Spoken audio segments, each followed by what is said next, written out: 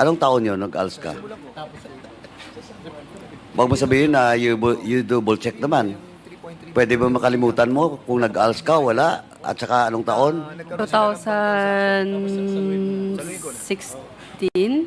2016? Hindi ko po sigurado kung ano yung exact year. 2017. How old are you now? 24 po. Oh, that is 8 years ago. So, you're 16 years old the time. Na nag-ALS ka? Around 16, 17 yata. Okay. What school?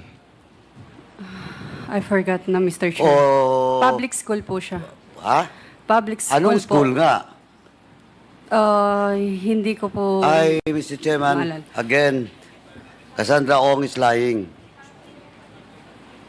Pwede ba yun? Na hindi mo alam kung saan school ka na-enroll for the ALS? Oh. Baka hindi ka nag-ALS. Baka sa ibang bansa ka nag-aral. Pwede po magsabi. Yes. Mr. Chair, hindi po. Nag-ALS po ako. It's parang ilang beses lang po ako pumasok. Pero around like sa... Sabi mo, nag-ALS ka, tapos ngayon, ilang beses ka lang pumasok. Tinatanong kita ngayon kung anong school. Ay, bakit incriminating ba yung tanong ko? Hindi po, Mr. Chair. Hindi ko lang po sigurado kung ano ang pangalan ng school. Ay, pwede ba yun? You're lying. You're lying, Ms. Cassandra Ong. Remember, you're now cited, previously you're cited in contempt, and I will once again cite you in contempt for lying. Hindi mo alam school? Kasi alam ko na hindi mo sasagutin kasi next question is, papakuha ko yung record mo kaagad-agad. Alam mo na yun, kaya hindi mo sasagutin. Oh. Hindi po, Mr. Chair. Hindi ko lang po talaga matandaan. Hindi nga eh. Kahit sinong tanungin mo dito, Mr. alam Chair. nila kung saan sila nag-elementary, saan sila nag-high school, saan sila nag-aral. Mr. Chair, Yes, Chairman Akop. with your indulgence,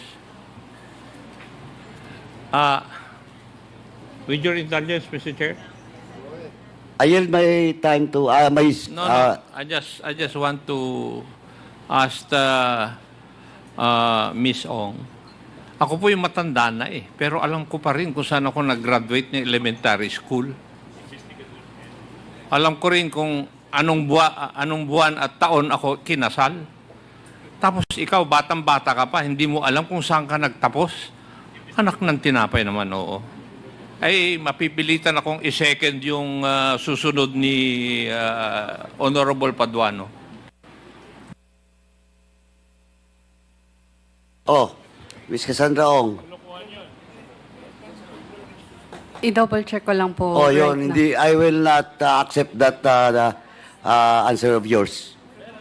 But, eto, yung mamamayan na nanonood sa atin. Lahat dito nandito.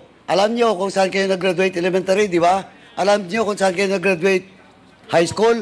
Alam nyo kung nag-ALS kayo, saan kayo nag-ALS? Ako alam ko, Mr. Chair. O, alam mo, ko. di ba? Hindi naman may edad lang, pero hindi matanda. Si Chairman Abante, alam niya. Why you're asking your lawyer? Bakit mo ba check? Hindi, Mr. Chairman. Isang tanong pa lang to. Ms. Alice Go, ang dami, Cassandra Ong, ang dami pa akong tatanungin sa iyo.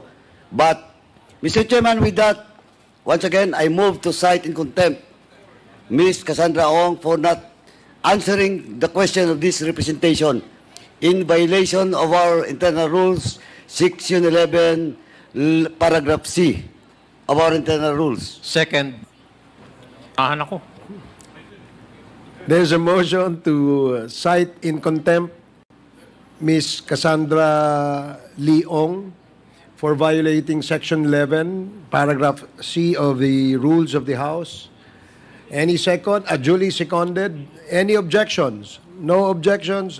The motion is approved. Mas gugustuhin mo raw na ikaw ay ma-detain